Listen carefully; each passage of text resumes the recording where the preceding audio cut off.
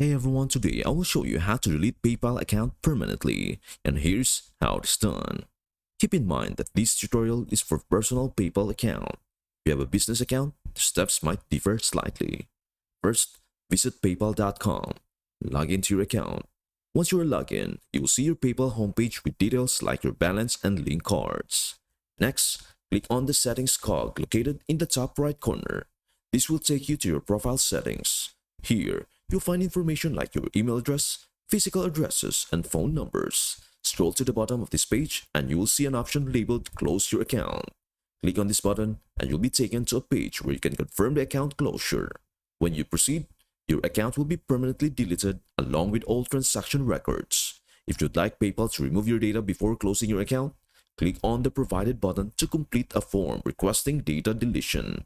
PayPal will handle the data removal from their end as well. And that is everything you need to know about how to delete PayPal account permanently. Before we end, may I humbly ask you a favor? Please do like, share, and subscribe to our channel.